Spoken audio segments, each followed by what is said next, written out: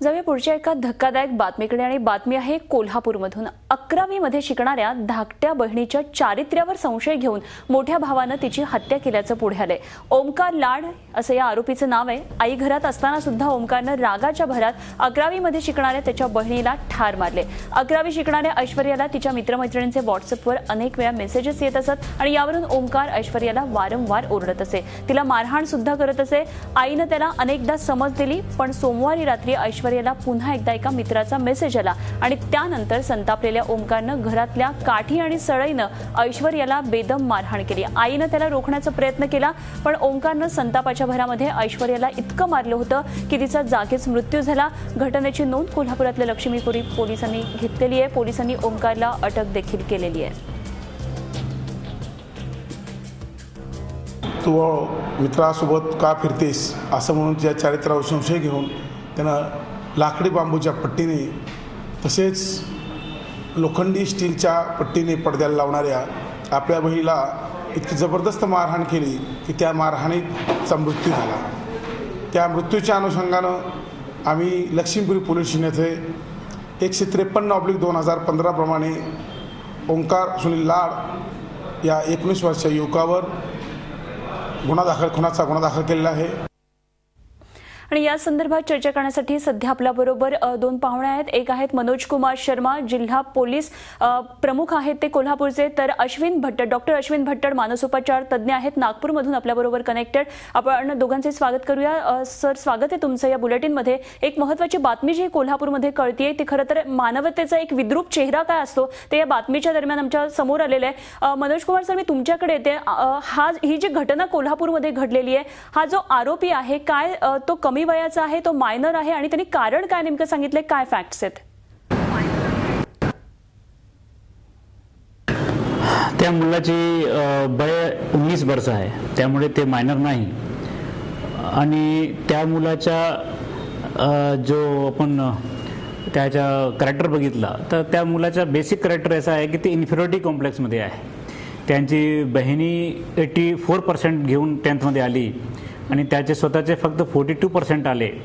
त्यामुळे ते सुरुवातपासून आपली बहिणीसोबत ईर्ष्या करतो आणि त्या बहिणीला घराचे माणूस नातेवाईक सर्व सांगतात तुमची बहिणी जास्त चांगली आहे, जास्त छान आहे, तुम्ही एवढे इंटेलिजंट नाही। त्यामुळे त्यांच्या मनामध्ये एक राग निर्माण झालेला आहे आणि त्या रागाचे कारणावरून त्यांनी त्या आपली बहिणीचे खूप सारे कमी आहे, ते कुठे जातात, कुठे राहतात, त्यांना मोबाईलवर कोणाचा फोन येतो, ते कोणाला चॅटिंग करतात, कोणाला SMS करतात, त्याचा सर्व शोध घेतला आणि त्यामध्ये त्यानं त्या मुलीच्या राग येऊन त्याला मारला।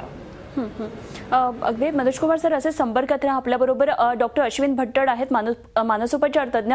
सर, आपण ह्या बातमीमध्ये बघितलं जो मुलगा आहे तोही 19 वर्षाचा आहे, त्याच्या लहान बहिणीवर त्याने चारित्र्यावर संशय घेऊन तिचा खून केला। व्हॉट्सअपवर सतत मेसेजेस येतात, हे मित्रांचे मेसेजेस आहेत अशी त्याला शंका होती। आईचं सुद्धा ऐकलं नाही आणि फायनली त्यानं सळ्यांनी तिचा बेदम मारहाण करत खून केलेला आहे। या केसकडे तुम्ही कसं बघताय? अर्थात ही बघा एक दुर्दैवी घटना आहे की शंकेचा आधार घेत एका भावाने बहिणीचा मारहाण एवढी केली की तिचा मृत्यू झाला।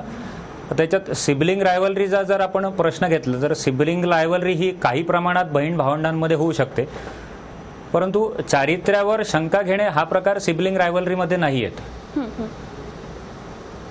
चारित्र्यावर शंका घेणे ही एक वेगळी प्रकारची मानसिक स्थिती असते, परंतु त्यामध्ये अशा प्रकारच्या व्हायलंट रिॲक्शन्स येऊ शकतात।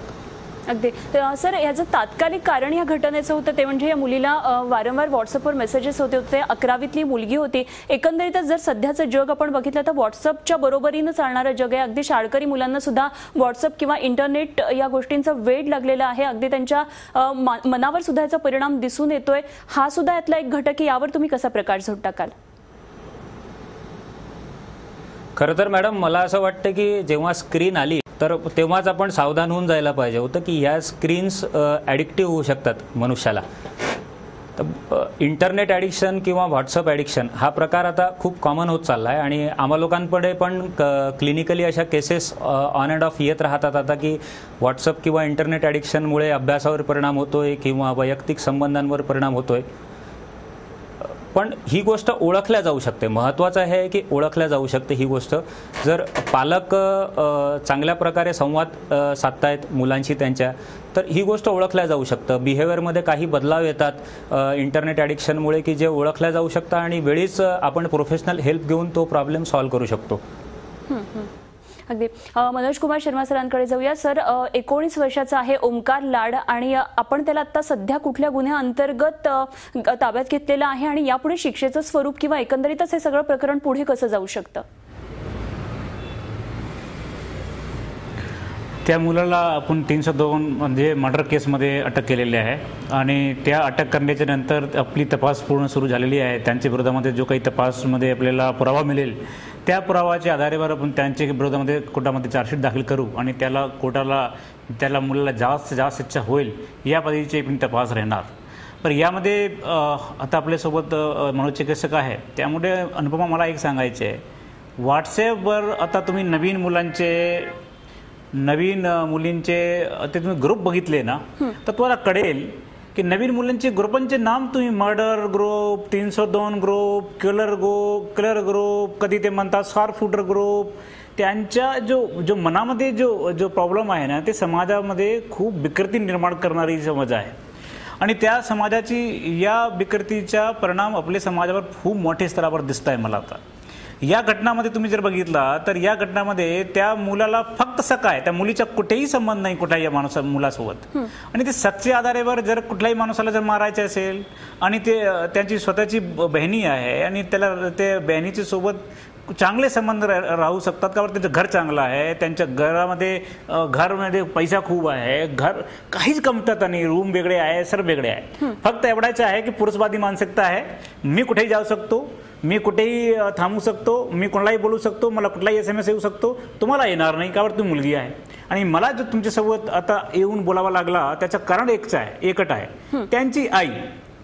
ते जो जेव्हा त्याला मारत होता आणि त्याला सांगत होता की तुम्ही असा केला तसा केला, तुम्ही त्या मुलासोबत होती, तुमचा SMS आला, त्यावेळी त्यांची आई सोबत आहे आणि आई कसे त्याचा डिफेंड करणार.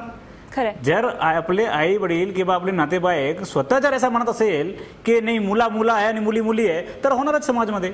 आणि समाजामध्ये जर असा झाला तर आपली समाजाची विडंबना खूप मोठ्या स्तराची होणार. त्यामुळे मला असं वाटत आहे की महाराष्ट्राला आपले समाजाला ते एक संदेश घ्यायचे या घटनावरून की आपले मुला आणि मुलींना बराबरचा दर्जा द्यायचे आणि बराबरचा दर्जा देत असताना ते मुलीला जो अधिकार आहे ते मुलाला पण अधिकार आहे, मुलीला पण विचारायला पाहिजे होतं.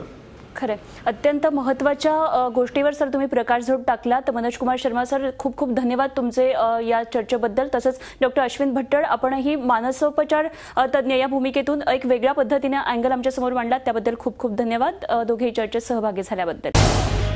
झी 24 तास रहा एक पाऊल पुढे.